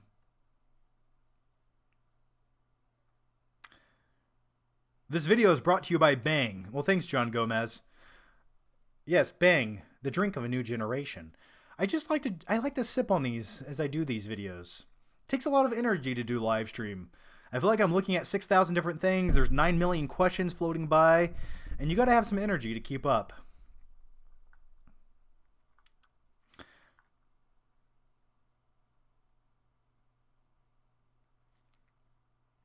Drive or Good Time? I think Drive or Good Time are kind of two different movies. Drive is probably my favorite of the two, but I liked Good Time. I watched it a few weeks ago. I think I prefer Good Time over Uncut Gems. That wasn't really your question, but I felt like just giving you that information. Don Bruno. Hey, Don, how's it going, buddy? My boy Johnny Flicks, I sent you 2 Streamlabs chats. Did you get either one? What about all those Patreon Q&As? Yeah, I'm gonna get to all the questions. I'm going back and forth between 2 pages right now. So yeah, I think I did get them, and I will answer them. Just give me a few minutes. As far as the Patreon Q&A, the issue was my internet sucked for the last 3 weeks. So now that I can stream, this is the first night my internet has actually worked. So when I found out my internet was actually going at a speed faster than dial-up, I was like, oh, I'll just jump on a live stream tonight. And I figured that out like 10 minutes before I did this. And then the first live stream we did, the audio was all screwed up because it always has to be something, doesn't it? So yeah, everything's good to go now. And I will get to your questions in just a few minutes, Don. Claudio Rogajan, didn't your cousin want to join the Foot Clan? Did I say that? Maybe I did. Oh, something about like my cousin running away to join the Foot Clan because he was inspired by the first original Teenage Mutant Ninja Turtles movie. Yeah, the thing about the first Teenage Mutant Ninja Turtles movie was it was dark, right? And the studio, when they saw how dark it was, they got afraid. They wanted it to be something like TMNT Secret of the Ooze, and they didn't get that. So I remember in the first movie, you see like the Foot Clan and they're hanging out in this warehouse and they're like skateboarding and playing arcade games and like smoking. And I think I vaguely remember what I said at some point you're referencing, but I think I said my cousin was inspired to run away because he saw that and he thought if you run away, that's what life is like. So, I mean, who wouldn't want to run away to hang out in a warehouse and play video games all day? I know I would. All right. All right, let's answer some more questions here. Don Bruno, thanks for the Streamlabs donation, man, and I did get it. My boy Johnny Flicks, I sent 2 Streamlab chats. Did you get either one? Okay, I'm reading those now. Actually, I'm reading through here and I don't see them.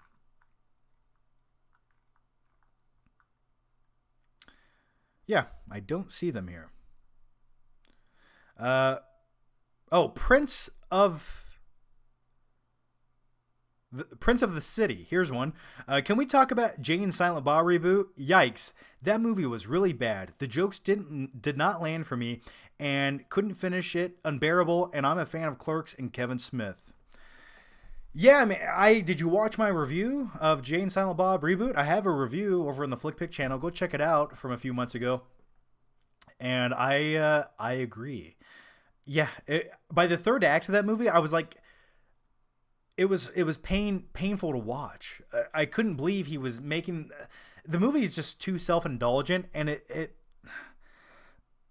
it's just not funny or entertaining by the third act of the movie. And hey, essentially Kevin Smith made the movie he wanted to make, that he can have and watch, and he basically made the movie that he wanted to see, that I don't think many other people wanted to see. And don't get me wrong, there's some nice cameos in the movie. I like some of the references, and I'm a huge fan of Clerks. I think Clerks is a phenomenal movie. It's one of my favorite movies of all time. I even like Clerks 2, and I'm super excited to see Clerks 3. But man, yeah, Jay and Silent Bob reboot. After like the first 20 minutes, I was like, this is not going to be the movie I was hoping it would be. Night King 01, best one-liner in Total Recall. When he's taking the large jackhammer and he goes, "Screw you!" Probably that. Yeah, and Sharon Stone in Total Recall. That will make you a man.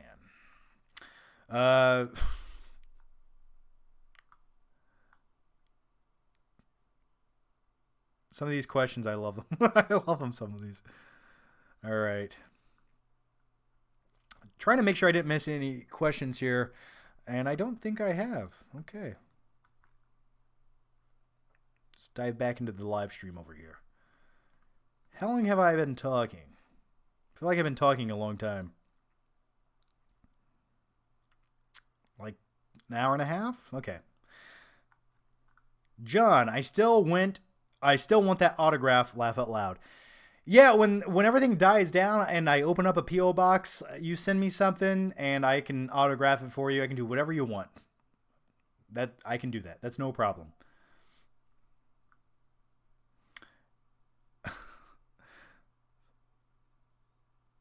John, who are you voting for? It's a lose-lose either way. And the big question is, does anything ever really change? Does it? I mean, really? I think Bernie had some good ideas. I liked him paying off all debts and some of his ideas. I just don't know how he's realistically going to do those ideas. That's the one downfall to Bernie Sanders for me. I like his ideas. I don't know if they're realistic. Claudio Rogajon, Ezra Miller just choked out a fan. Look it up. I saw that. I don't think he really choked out a fan. I mean, he gently laid her down and she's like laughing as he does it. So either way, I mean, I don't care. Whatever. He didn't choke me. But then I don't care. I just really don't care about celebrity news or gossip. He can punch me in the face. I wish Tom Hanks would choke me out. Greg Harris, you and WWAM need to do a live stream together. We watched a movie? Yeah. Yeah, I like both those guys. I occasionally watch their videos. Yeah, I mean, maybe I could join one of their live streams. They never invite me. So, Azim the Dream Reviews. I'm gonna head to bed. Good night, John. Stay strong. Well, thank you, Azim, and you stay strong too. And dream of me. Good night. Good night, sweet prince. Sleep tight. Night King 01. Total Recall is better than Robocop. Your opinion? No, I disagree with that. Robocop, listen, both are Paul Verhoeven films, but for me, Robocop is so much more iconic and memorable. And just the concept alone is more intriguing to me, and I think a little bit more well done. I mean, you have this robot cyborg eating baby food. That's phenomenal. But hey, both movies use a shit ton of blood squibs, so you had to appreciate that.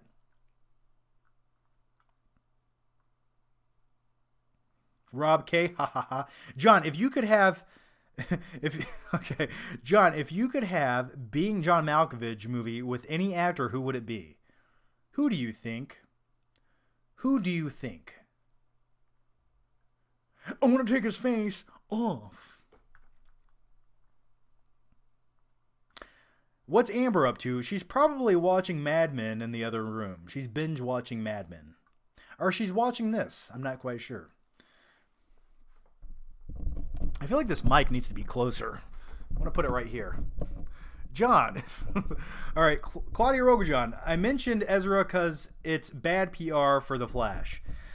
Yeah, the Ezra Miller video of him choking a fan out. Yeah, I guess it's bad PR for the Flash movie that's probably never going to come out. And if it does, who cares at this point?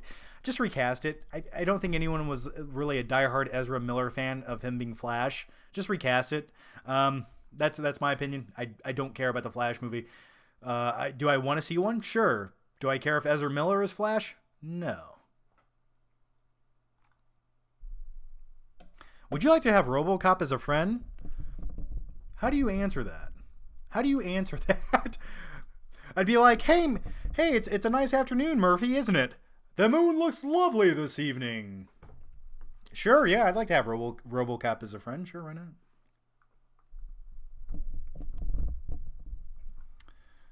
All right, let's keep going here.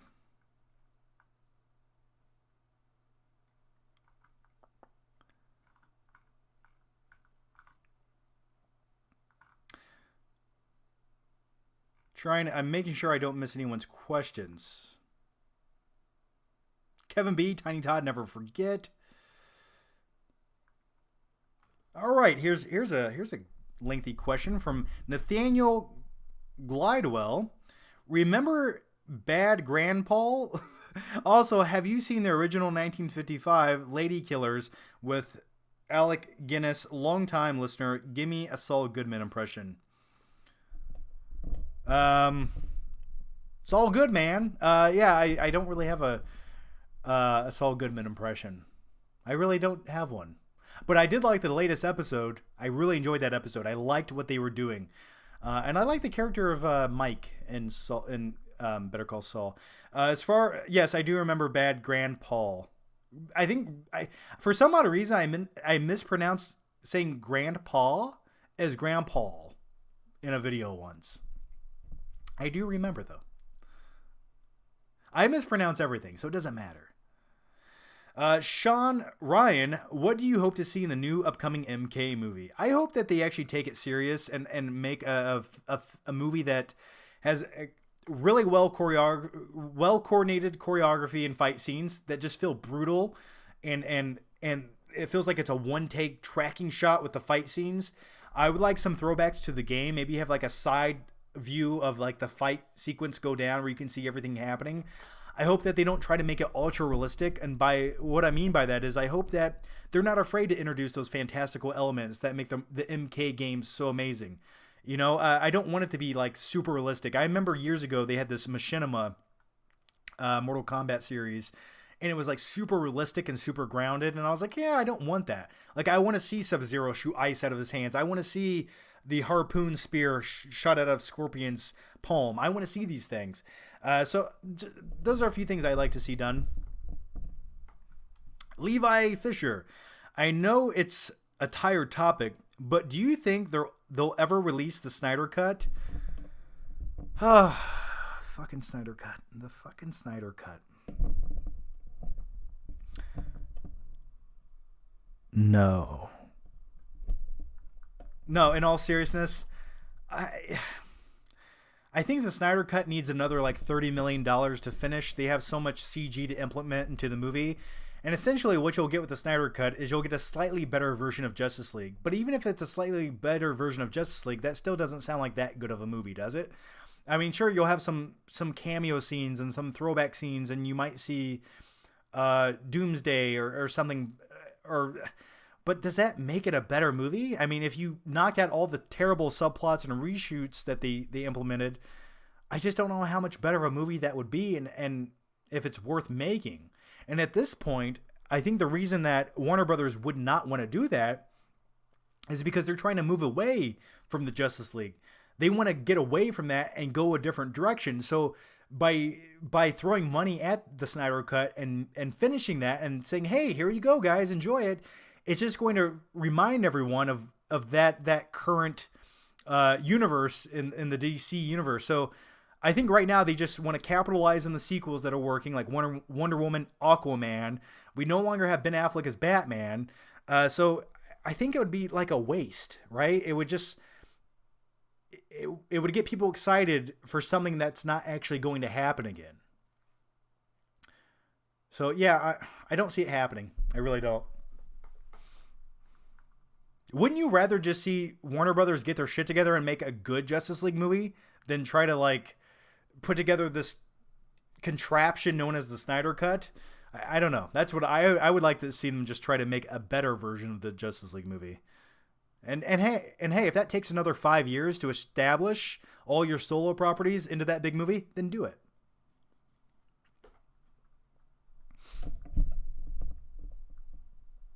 Snyder Cut was supposedly a different film. Yeah, they said the director's cut of Batman v Superman was a completely different film, and some people love it and they cherish it. For me, I was like, well, here's an extra 30-minute subplot of Lois Lane tracking down where a bullet comes from.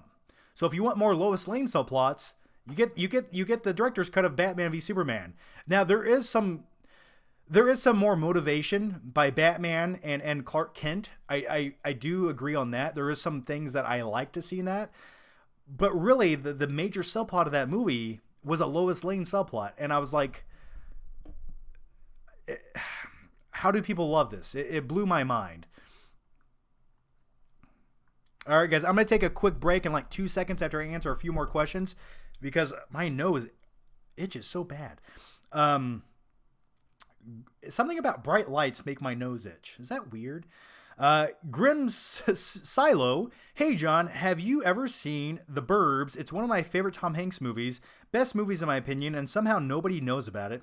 Great dark comedy. Yeah, The Burbs is phenomenal. It stars Corey Feldman and Tom Hanks, like you mentioned, where they suspect their neighbors of killing people. It's a great movie. My favorite scene in the movie The Burbs is when Corey Feldman's character, who's this teenager, and he's trying to delay the evil family from coming back home because Tom Hanks is in their basement looking for dead bodies. He like jumps on the hood of their car and he's like, there's people in my house eating all their food. It's hilarious. Or he says, there's people in my house eating all my parents' food or something like that. It always made me laugh. All right, let me answer a few more questions and take a quick break. That way, if you guys want to refill your popcorn, you can do that. Jason, thanks for the Streamlabs donation. Favorite cartoon or cartoons when you were a kid? I always liked the original Batman animated series. I really enjoyed Ren and Stimpy when I was younger. I liked Beavis and Butthead whenever I could watch it on MTV as a kid because I felt like I was doing something wrong. Also, I enjoyed Doug on Nickelodeon. Do. I completely butchered that. Roger Klotz. Hey, funny. Yeah, I like Doug. Hey, Arnold, I enjoyed. Yeah, those are a few.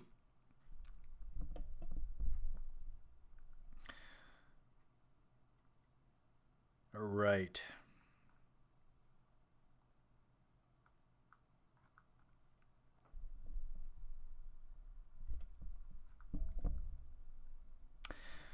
Here's a super chat. JDD SOX. Big fan. Thanks for keeping us sane during crazy times. Do you collect steelbooks? If so, what are some of your favorites? I don't really collect steelbooks. I occasionally buy them if they look cool or if it's a movie I really like. But I don't necessarily just collect them to collect them. But yeah, I have like a Quiet Place steelbook, which is kind of cool. I showed that in the newest movie update video over on the Flickpick channel. You guys should go watch that. So yeah, I think that was really cool. But yeah, I just buy the ones I think look really neat. All right, Andy Summers, are you planning on watching Mortal Kombat Scorpion's Revenge animated film? Probably not. I don't even know anything about that, but probably not. I'll just either watch the original '95 Mortal Kombat movie or I'll wait until the new movie. And one movie I'll never watch is Mortal Kombat Annihilation. So yeah. All right, guys, I'm going to take a quick break. So yeah, if you guys want to ask some more questions, I'll jump on them as soon as I get back from the break. But yeah, thanks for all 377 of you watching currently. I hope you guys are doing well. Yeah, so go refill your popcorn, grab some Sour Patch Kids, put some more ice cubes in your drink. No more than 3. You know how it goes. And I will be right back. And yeah, I'll be back.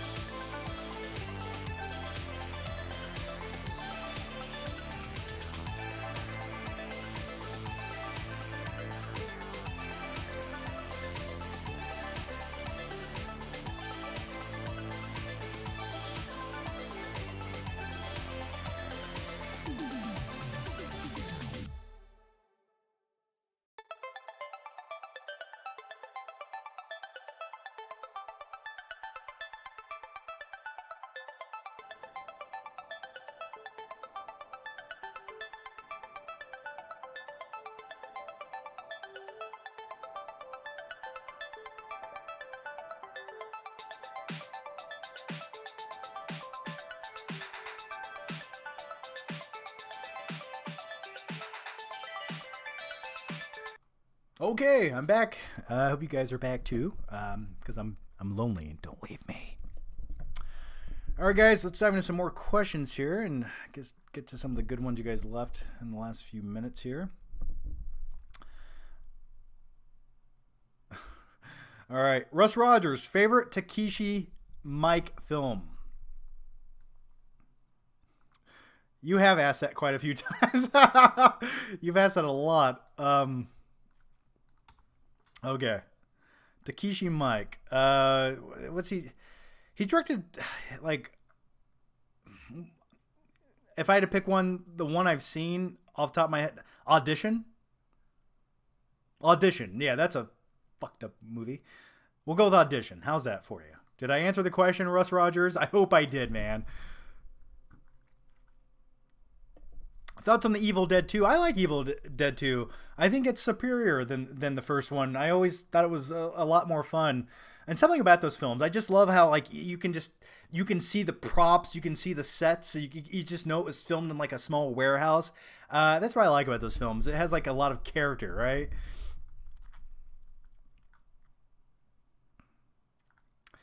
All right. Oh gosh. No, I'm not talking about Uncle Gary. All right. Drake and Josh? No, I never watched Drake and Josh. I think that was a little after my time. I was a 90s kid. I think Drake and Josh was like early 2000s, mid 2000s. When are you live streaming on Patreon? I would like to I would like to do a live stream tomorrow night. I will announce it on Patreon when I do the live Q&A just for Patreon. And we're also going to record a brand new episode of the podcast tomorrow, so I can post that on Patreon and on the YouTube membership thing here. So yeah, both those things I will be doing. And I'm still taking podcast questions on Patreon. So if you go there, leave a comment. Let me know what you guys want us to talk about. So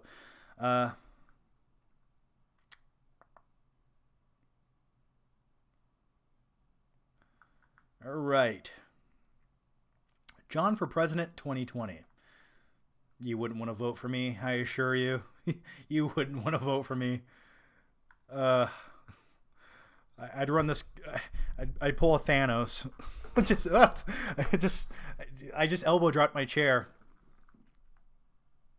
All right, guys. I'm gonna take a few more questions. It's getting late. I'm running out of energy drinks. So if you have any juicy questions, now's the time to get them in.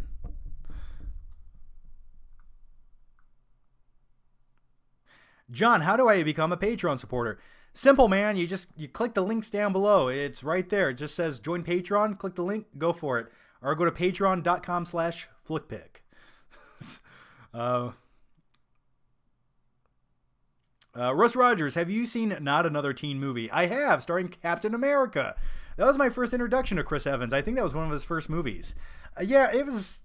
It's not a very good movie, but it's. I remember at the time watching it and being slightly entertained. John Gomez. John, you can only have one sequel of a 90s action movie that never got one. Which is it? Ooh, a 90s action movie. I'm going to go with Point Break. I'm going with Point Break. That was, what, 91? Yeah, I would like to see what Johnny Utah goes off and does. Give me that movie.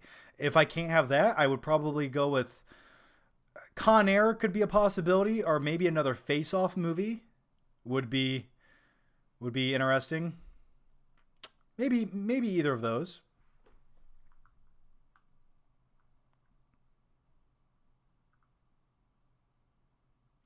Russ Rogers, thoughts on Requiem for a Dream? It's a movie that makes you never want to do drugs. I always remember watching that movie, and like the Jennifer Connelly scene always stands out to me. And then the scene towards the end of the movie where he's stirring his mashed potatoes, like that always stuck out to me. Definitely a depressing movie. Must Tack Reviews, thoughts on Ezra Miller situation? We actually talked about that earlier. I don't care. I really don't. I don't think we know all of the details. It looked like he was joking around. It didn't look violent to me. I think there's more to the story, and everyone's speculating and making a big deal about it. So I personally just don't. I do not care. I don't know. What's your most prized possession? I don't know. Hmm. I don't know if we're going like movie related, right? I'm not going to say like photo albums or something because I know that's not the answer you want to hear. Man, I don't know. I don't know what my most prized possession would be. One cool possession is the I don't know where it's at right now. The YouTube 100,000 subscriber plaque I got back in 2015. That was a really cool accomplishment. You can't just go buy one of those. Maybe you can on eBay. But I thought that was one of the coolest things I have in regards to YouTube.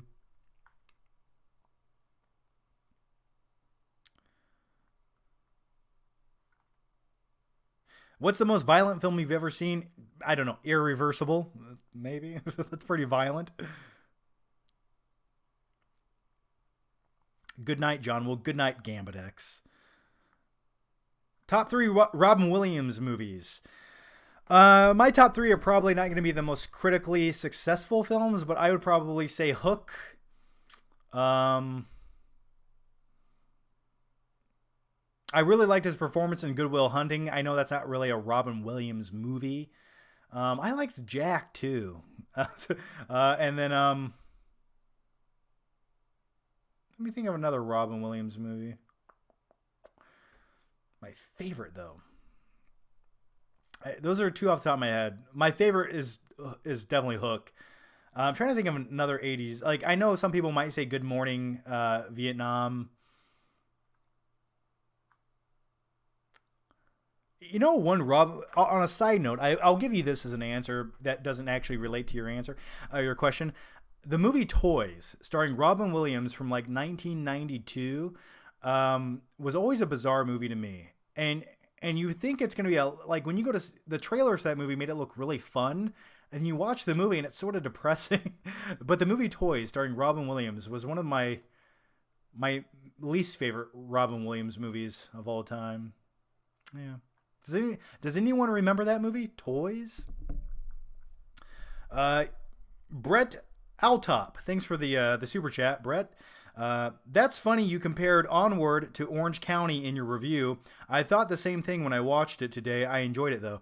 Yeah, thanks, man. I'm glad someone agreed with me on that reference. Yeah, if you've seen the movie Orange County about a younger brother and an older brother, who the older brother sort of like rough around the edges and sort of like drives like an SUV and it's all jacked up. It's like this. That was the inspiration for the older brother in the movie Onward. It's almost like they took inspiration from every Jack Black character and said, okay, Chris Pratt, do this. And he did. Very similar movies. Orange County compared to Onward is very similar in many ways, except their goal is a bit different.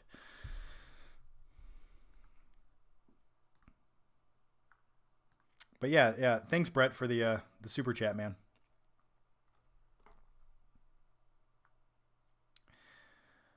Lee Kane Pettit, I'm going to bed now, mate. It's almost 5 a.m. Thank you, and I'm happy to be a member now. Well, thanks, and I'm happy that you're a member too, and sleep tight.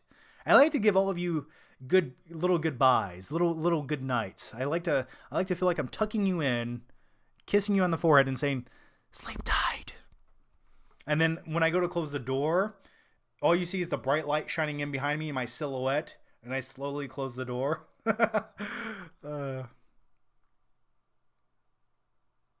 Thoughts on Saturday Night Fever? I don't know. I don't remember anything about it. Is the John Travolta movie? I think I own that on 4K. Not 4K, I'm sorry, Blu-ray. I hate this thing. Look at this. I hate this. Why did they make this so bad? Like, why did they design this to be that terrible? What are you supposed to do with this? Here, I'll just set it right here. I'll do this. Thanks for the pot filter, Amazon. Piece of shit. All right, guys, I'm gonna answer a few more questions, and then I'm gonna end it because I'm clearly losing my mind, and I'm all out of energy drinks. So if you guys have any questions, get them in now, and I'll answer as many as I can before I go, as I try to fix my pot filter here. What a piece of junk.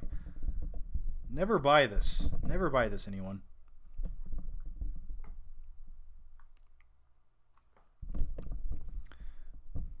All right, get those questions now. We're almost at the finish line, everyone. All right, here's one. Jedi and friend to Alita. Thanks for the Streamlabs donation here. I just started going back to the gym a month before this, and I was going 6 days a week. Now I have gym withdrawals. I was using 6-star for my pre-post thoughts. Might switch to dragon like Bekhar Nabriva uses. Look her up, by the way. You'll thank me. I will look that up after this. Yeah, gym withdrawals. Yeah, I understand. I knew a few weeks ago that the gyms were going to be closed for an extended amount of time. And what I did, everyone was running out buying paper towels and toilet paper and Germex. I went out looking for gym equipment because I knew it was going to be sold out. And right now it is. If you guys want to buy some dumbbells, the price of dumbbells have went up 10 times their original price on eBay. It's crazy. You can't find workout equipment anywhere. So I bought up everything I needed, and I drove all over the place looking for it and buying it off Facebook Marketplace. And over the last week or so, I've been building a home gym, which I will give you guys a tour video, and maybe I'll do some home workout videos occasionally if you guys want.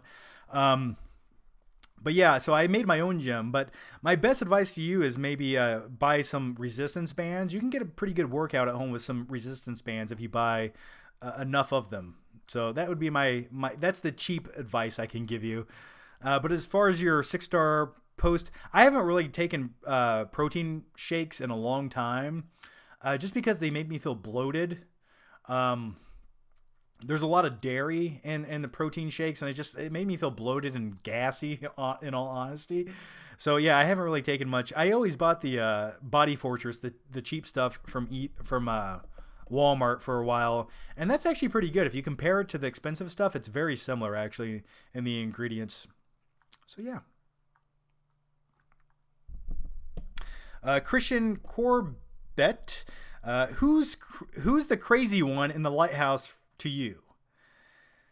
Interesting question, right? Is Robert Pattinson the one losing his shit, or is Willem Dafoe's character the one who actually is grounded in reality? I would probably say Willem Dafoe's character is the crazier one, or at least for me, he is. When he runs out with an axe in his hand, that scared me. Ye like my cooking? Ye like my lobster? Tell me. All right, let's dive into a few more questions here before we call it a night. And I do want to say, guys, thank you for joining me. It does mean a lot. Thank you guys for all the questions and the Streamlab and Super Chat donations. Very much appreciated. You guys are awesome. And like I said, this should be every week. The issue the last 2 weeks was simply my internet sucked. So I will do more of these. Maybe I can do another one in a few days. I just watched Interstellar. I'm so confused. How did the ice planet turn to normal? I don't think the ice planet turned to normal. I just think, yeah, that's a good question, because in Interstellar, they go to the ice planet, and you have Matt Damon. He's there, and he's like, "Oh, this is a habitable planet. We can start here." And Matthew McConaughey is looking around like, "Yeah, this is a good planet. Maybe we can do it." And I'm just thinking, like, how is this ice cube going to be a habitable planet for the future human race?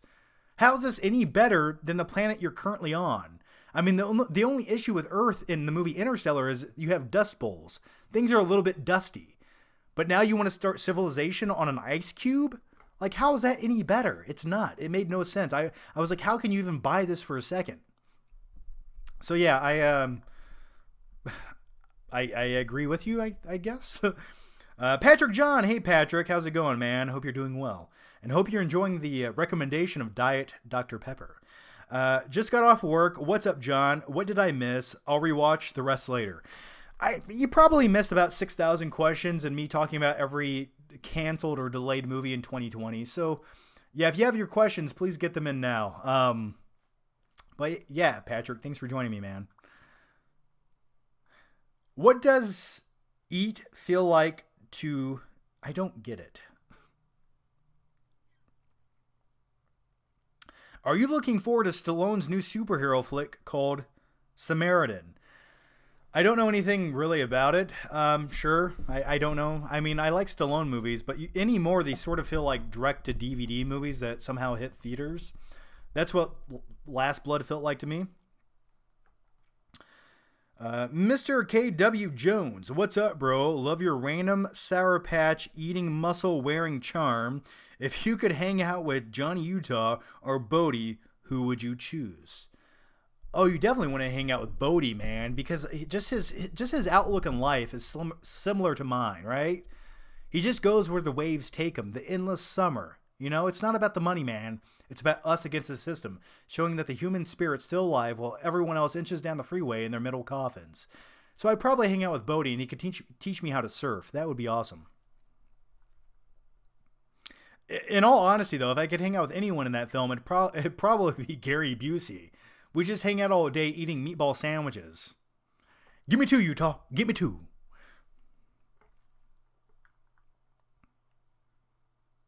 How come you don't do any more flick trips like you used to? Quarantine. Where do you want me to go? I mean, I just did a flick trip video a few weeks ago. I went to Walmart and I showed you guys that all of the movies were sold out. So if you go back 2 weeks on this channel, there's a vlog video where I go to Walmart. So there's your flick trip video. I also go hiking and I go to the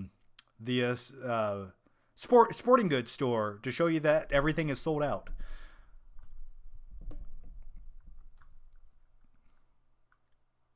I mean, I guess I could do a flick trip video to the Red Box wearing rubber gloves. Maybe I'll do that for you. Would you like to see that? John is the people's champion. And that's if you smell what the flick pick's cooking, and that's frozen pizza.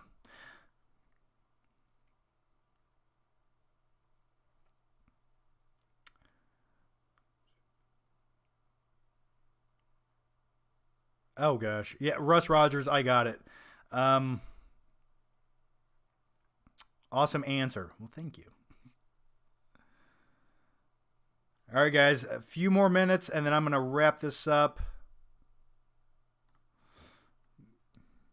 Because after about 2 hours of doing this, I noticed that my brain starts to turn into baby food that Robocop's going to eat.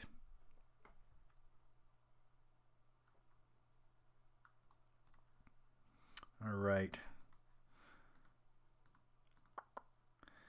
All right. Have you seen The Gentleman? I have not watched The Gentleman yet. I do kind of want to watch it. It's one of the more recent Guy Ritchie movies I sort of actually do want to watch. Even though he directed Aladdin, which I thought was terrible, but yeah, I do want to watch it. I have yet to see it though. Patrick John, thanks for the super chat, man. John, do you watch Athlean X? I've bought his programs for years. He's what keeps me motivated, keep working out from home. Athlean X. I don't know what Athlean X is, but I will quickly Google it to see what it's all about. Athlean X. Oh, I see. Okay. Yeah, I think I've seen some of his YouTube videos a long time ago. I don't actually watch them. I sort of just have my own routine I've been doing for years. It worked for me. It's how I got big back in like 2015, 2016. I just do my own routines, and I go by feel. That's what I do. But I never watched his videos. All right. A few more questions here.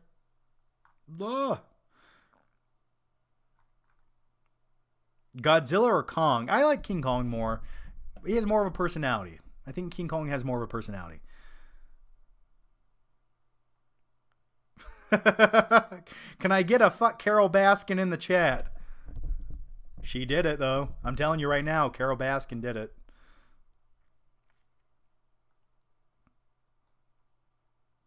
Have you seen Tiger King? Yes, I have seen Tiger King. Go back to earlier in the stream. I talk all about Tiger King. Absolute gold. What a gold show. Phenomenal in every way. Who's your favorite WWE diva? I think I think Charlotte Flair is the most talented female wrestler. As far as personality goes, I liked Becky Lynch like a year ago. Now I'm sort of like, yeah, it's getting old. Yeah. WrestleMania. Yeah, WrestleMania. I talked about that earlier. It was okay. They did what they could. I watched most of it. The John Cena Fiend thing was sort of a disappointment. I enjoyed it, but it was more like a YouTube skit video rather than this huge grand match that I was hoping they would have put on. How do you feel about the Kick-Ass movies? Absolutely love the first Kick-Ass movie directed by Matthew Vaughn. The sequel was okay. I have a review for the sequel. But yeah, I love the first Kick-Ass movie. I loved everything about it. John, you remind me of Arnold. Well, thank you.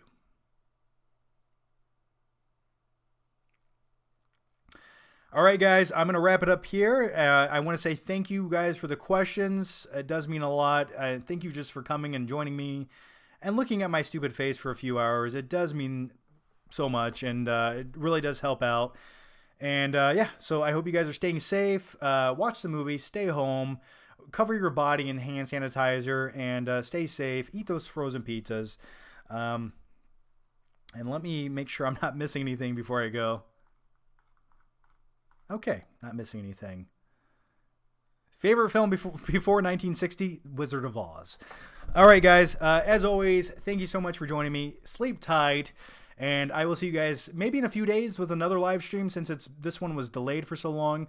But as always, thank you so much for joining me, and have a good night, guys, and I'll see you next time.